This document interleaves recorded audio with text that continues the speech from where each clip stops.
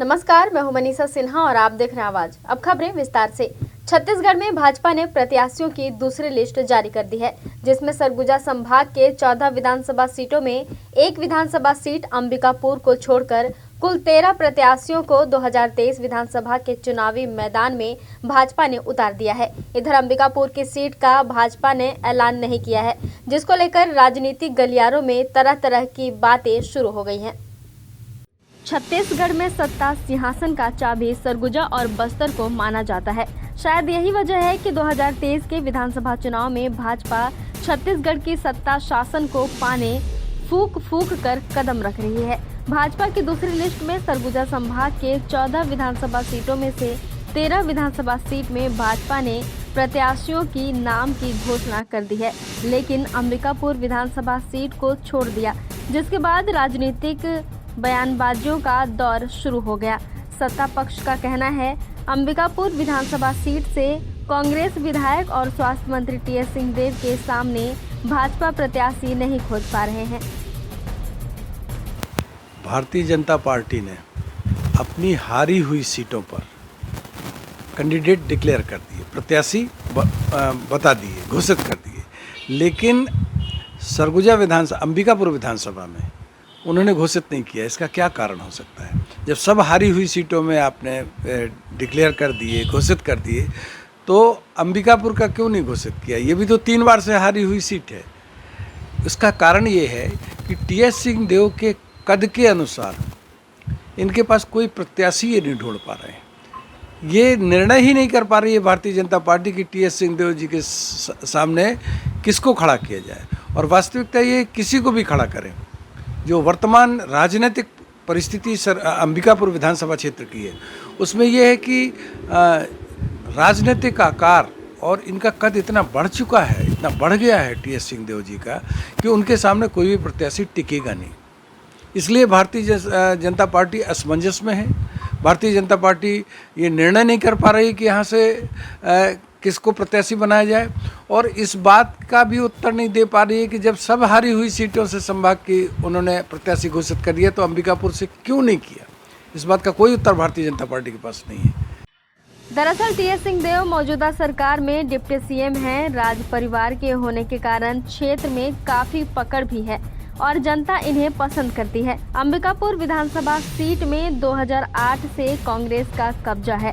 TS Singhdeo के सामने भाजपा ने 3 बार अनुराग सिंहदेव को लड़ाया, लेकिन तीनों बार भाजपा को हार का सामना करना पड़ा।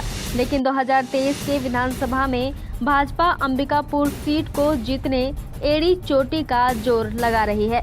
यही वजह है कि भाजपा ने प्रत्याशियों की दूसरी लिस्ट में अंबिकापुर प्रत्याशी के नाम की घोषणा नहीं की है। इधर भाजपा के जिलाध्यक्ष का कहना है अंबिकापुर विधानसभा सीट में भाजपा के पास प्रत्याशियों की कमी नहीं है। इस बार भाजपा संगठन योग्य उम्मीदवार चुनाव करने के साथ अंबिकापुर विधानसभा में जीत दर्ज करने दावा कर रही है। न तो प्रत्याशी की कमी है और न कभी, हाँ ये ठीक है कि हम 3 बार से उसको नहीं जीत पाए हैं, लेकिन 2003 में हम 37,000 वोट से विधानसभा अंबिकापुर को जीते थे। कमल भान सिंह हमारे विजय दर्ज किए थे। तो ऐसा भ्रम में न रहें लोग कि अंबिकापुर सीट हम कभी जीतते नहीं हैं। ये पहली बार 2008 में जो है वो बहुत ही कम मतों से अनुराग सिंह जी हार गए, लेकिन हाँ ये सही बात है कि हम 3 बार से यहाँ मतदाताओं का विश्वास प्राप्त करने में असफल रहे हैं। किंतु इस बार परिस्थितियाँ बिल्कुल भिन्न हैं और हमारे पास कई ऐसे नाम हैं। अब हमारा जो पार्लियामेंट्री बोर्ड है उसको चयन करेगा, नाम उन्होंने सर्वे से ले लिया है और व्यक्तिगत तौर पे भी लोगों से पूछताछ किया है। तो अच्छे अच्छे नाम हैं, उन्हीं में से किसी एक को चुनेंगे। किंतु हमारा चेहरा नरेंद्र मोदी जी है और हमारा सिंबल कमल का फूल है, और उस पर हमारे समस्त कार्यकर्ता काम करने के लिए पूरे ऊर्जा के साथ, पूरे तन्मयता के साथ एकदम मौजूद हैं और काम कर भी रहे हैं और आगे पूरी ऊर्जा से करेंगे भी। राजनीतिक जानकार और वरिष्ठ पत्रकार की माने तो अंबिकापुर विधानसभा सीट शुरू से ही कांग्रेस का गढ़ माना जाता है। भाजपा अंबिकापुर सीट से टीएस सिंहदेव के सामने कोई योग्य प्रत्याशी नहीं उतार सकी है, जिसके कारण लगातार भाजपा को हार का सामना करना पड़ा है। और इस बार 2023 के विधानसभा चुनाव में भी भाजपा ने अभी तक अपने प्रत्याशी को तय नहीं कर सकी है। भाजपा के पास हमेशा से अंबिकापुर विधानसभा में प्रत्याशी को लेकर के एक बड़ी चुनौती रही है, जिसको आज तक भाजपा उसका विकल्प नहीं खोज पाई है। एक कैंडिडेट को 3 बार मौका दिया गया, शायद कि सहानुभूति का उनको वोट मिल सके, मगर वो टीएस सिंहदेव के कद के आगे काफ़ी छोटे हुए और कांग्रेस के जो ट्रेडिशनल वोटर हैं अंबिकापुर विधानसभा के, उन्होंने उनका साथ नहीं छोड़ा। तो ये वजह है कि शुरू से मतलब अगर हम ये कहें कि पिछले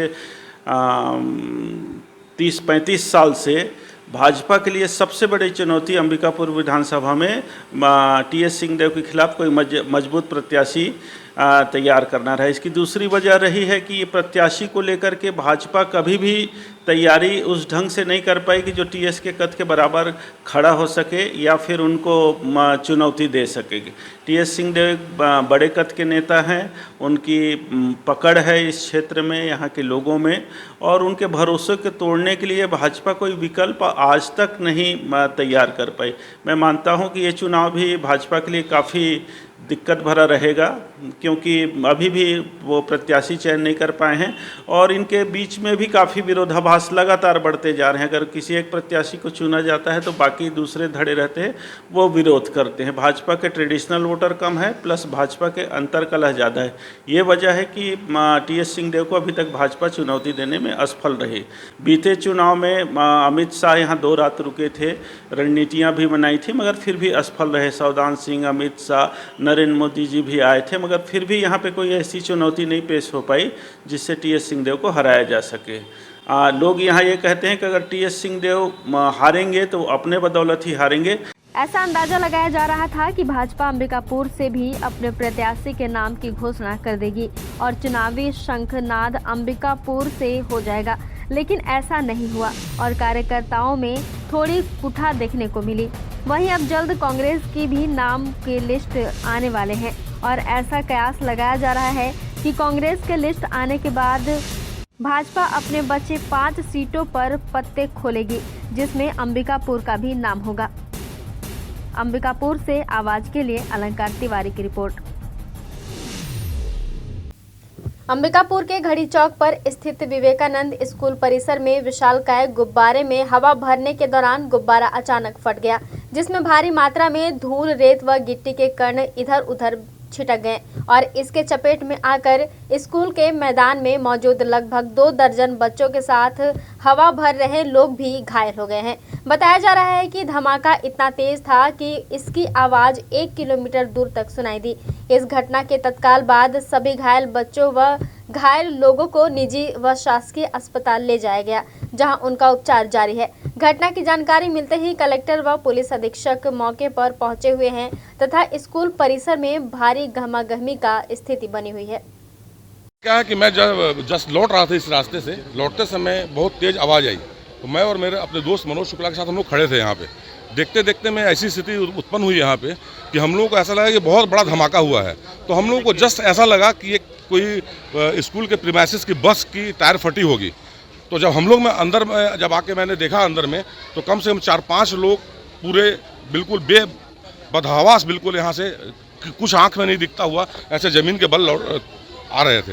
तो हम लोग जब अंदर से आए देखे तो 5 के 5 लोग पूरे आँख में इतने बड़े बड़े छर्री के साथ पूरे प्रीमाइसेस उनका पूरा चेहरा छिद्र से पूरा हुआ। ब्लास्ट इतना भयावह था कि मतलब बिल्कुल ही मतलब दर्दनाक था, जो बोला जी, इतना तेज ब्लास्ट लग रहा था कोई किसी ने बम गिरा दिया है ऐसा करके। बच्चे जब हम लोग अंदर आए तो 2-4-5 बच्चों को हमने देखा कि बच्चों के ऊपर भी बहुत ज़्यादा मतलब चोटें लगी है उनको।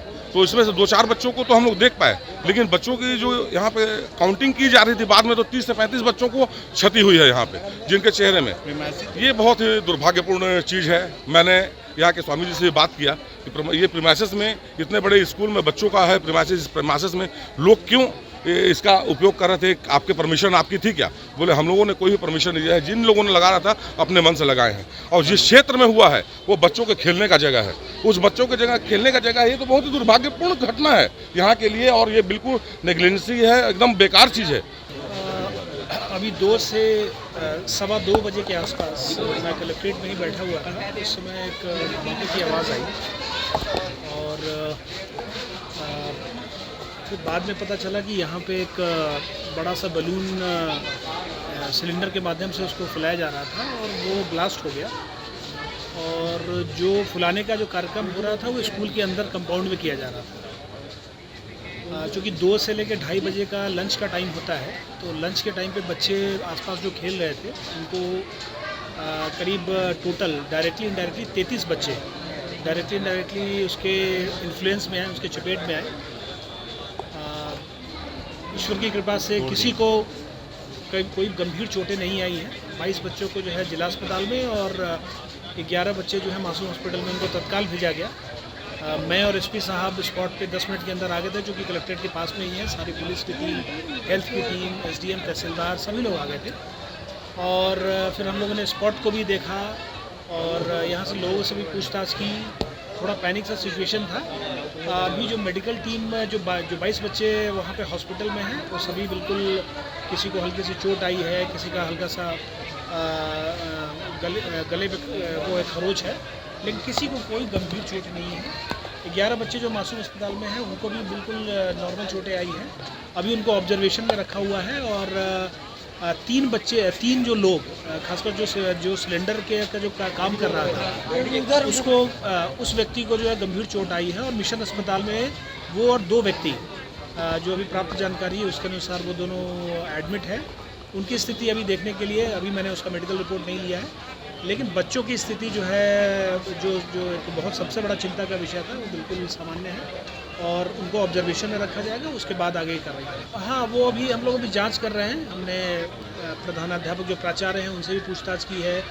जो गेट पे गार्ड रहते हैं उनसे भी डायरेक्टली हमने पूछा कि कोई भी सिलेंडर हो, चाहे किसी भी प्रकृति का हो, वो किसी भी बच्चों की संस्था में बिना परमिशन के, और उसको किस संस्था को दिया गया, ये सब जांच का विषय है। एक बार जांच रिपोर्ट आ जाती है उसके फिर आपको। वक्त चला है छोटे से ब्रेक का, मिलते हैं ब्रेक के बाद। सरगुजा संभाग का एकमात्र ट्रॉमा सेंटर, अत्याधुनिक उपकरण युक्त अस्पताल, आपका अपना जीवन ज्योति अस्पताल अंबिकापुर, जो तैयार है गंभीर रूप से घायल एवं बीमार मरीजों की सेवा के लिए। 24 घंटे आपकी सेवा में सदैव तत्पर। यहाँ पे आप पाएंगे न्यूरो सर्जरी, मेडिसिन, हड्डी रोग, बाल एवं शिशु विभाग, स्त्री रोग, प्रसूति एवं बांझपन विभाग के चिकित्सक प्रतिदिन उपलब्ध हैं। पैथोलॉजी लैब में अत्याधुनिक उपकरण इस्तेमाल किए जाते हैं, जिनसे आपको मिलेगी गोल्ड स्टैंडर्ड की report. MRI, CT scan, digital x ray, PFT, TMT, endoscopy, EEG, haemodialysis की भी सुविधा प्रतिदिन उपलब्ध है। अनुभवी एवं दक्ष चिकित्सकों के द्वारा हर प्रकार के ऑपरेशन लेप्रोस्कोपिक विधि द्वारा किए जाते हैं। साथ ही साथ 125 बेड वाले अस्पताल में गंभीर रूप से घायल एवं बीमार मरीजों एवं शिशुओं के लिए उपलब्ध आधुनिकतम गहन चिकित्सा कक्ष के साथ साथ NICU तथा प्राइवेट एवं जनरल कक्ष भी उपलब्ध हैं। मरीजों को आवश्यकता अनुसार अनुभवी डाइटिशियन के द्वारा सुझाया गया भोजन उपलब्ध कराया जाता है। परिजन के लिए भी आवास एवं कैंटीन सुविधा उपलब्ध है। 24 घंटे एम्बुलेंस सेवा के साथ ही हमारे अस्पताल में आयुष्मान कार्ड और निजी बीमा कंपनियों के द्वारा इलाज एवं भर्ती की सुविधा उपलब्ध है। तो हमारा पता जीवन ज्योति अस्पताल, रिंग रोड, दर्रीपारा, अंबिकापुर। बाद आपका स्वागत है। बढ़ते हैं अगली खबर की ओर। सरगुजा जिले में शहरी मतदाताओं को जागरूक करने के उद्देश्य से ऐसे मतदान क्षेत्र जहां पिछले विधानसभा निर्वाचन में 70% से कम मतदान रहा है, उन क्षेत्रों में महाविद्यालयीन छात्र छात्राओं के माध्यम से विविध जागरूकता कार्यक्रम 100% मतदान हेतु कलेक्टर एवं जिला निर्वाचन अधिकारी कुंदन कुमार के मार्गदर्शन में संचालित किया जा रहा है। स्वीप प्लान कमेटी सरगुजा के तत्वाधान में स्वीप के नोडल अधिकारी एवं मुख्य कार्यपाली जिला पंचायत सरगुजा NK कंवर के नेतृत्व में हरिमंगलम के प्रांगण में जिले के मितानिनों के समक्ष फील आनंदम की नृत्यांगनाओं के द्वारा मतदाता जागरूकता से संबंधित मैं भारत हूँ गीत संगीत की रोचक प्रस्तुतिकरण कर सभी को प्रेरित किया गया। इस अवसर पर जिला पंचायत के मुख्य कार्यपालन अधिकारी एवं स्वीप नोडल अधिकारी के द्वारा मतदान शपथ दिलाया गया।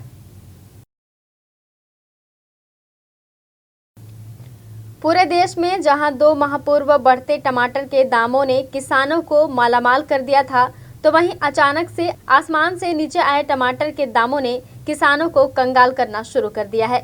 जब टमाटर के दाम आसमान छू रहे थे, तब आलम यह था कि गरीबों के रसोइयों से टमाटर गायब हो गया था। वहीं अब बलरामपुर जिले में अचानक से टमाटर के दाम गिरने से किसान काफी निराश नजर आ रहे हैं। जहां आज बड़ी मात्रा में टमाटर लेकर रामानुजगंज मंडी पहुंचे किसानों को उचित दाम नहीं मिलने की वजह से सड़क पर टमाटर फेंक दिया गया। उन्होंने बताया कि उनकी लागत भी नहीं निकल पा रही है। अचानक से टमाटर के दाम गिरने से इस समय किसान काफी परेशान हैं। उन्होंने बताया कि अभी टमाटर 3 और 4 बिक रहा है, जिसमें यहां पर कमीशन 1 रुपये पर किलो की मांग होती है, जिससे उनके लिए उनकी लागत राशि भी नहीं निकल पा रही है। इसी वजह से आक्रोशित किसानों ने सड़क पर टमाटर फेंककर अपना विरोध जताया। इतना ही नहीं, उन्होंने यह भी कहा कि टमाटर फेंकने के साथ ही अब टमाटर के पौधों को भी उखाड़ फेंकने में ही उनकी भलाई है। उचित दाम नहीं मिलने पे जितना का टमाटर होता था उससे ज़्यादा थोड़ा ही हम लोग का लग जाता था। हम लोग जैसे यहाँ पे बेचते 30 रुपये 40 रुपये ट्रे बिकता था, जाके वहाँ पे एक ट्रे पर हम लोग का लगभग लागत मूल्य दवाई का केवल 200 रुपये लग जाता था। दवाई का थोड़ा ही भी नहीं मिलता था, तो टमाटर को हम लोगों ने रोड पर फेंक के ही टमाटर के पौधे को कबाड़ना ही ठीक समझा है। के किसानी करते हैं, टमाटर लगाते हैं और आने के बाद मार्केट में 3 रुपये 4 रुपये बोलते हैं और बोलते हैं कि टमाटर का ऐसा वैसा। टमाटर का बोली करके किसान मरता जा रहा है, दिन रात मेहनत कर रहा है खेत में जाकर। अब भाव मिल ही नहीं रहा है। 3 रुपये 4 रुपये चल रहा है, जिसमें से बेचने आते हैं मार्केट में तो 1 रुपये कमीशन लगता है। 3 रुपये में बेचेंगे तो कमीशन 2 रुपये में। किसान क्या करेगा, करने के मजबूर हो जा रहा है किसान। इसीलिए इस वजह से अत्याचार में सहते हुए मैंने टमाटर को रास्ते में फेंका। खबरों में फिलहाल बस इतना ही। शहर से जुड़े खबरों के लिए देखते रहिए आवाज।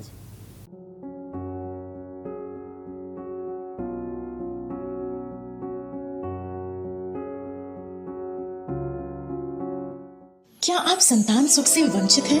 माँ बनना संभव, बंद ट्यूब्स में भी, अधिक उम्र में भी, बार बार गर्भपात के बाद भी, नसबंदी के बाद भी।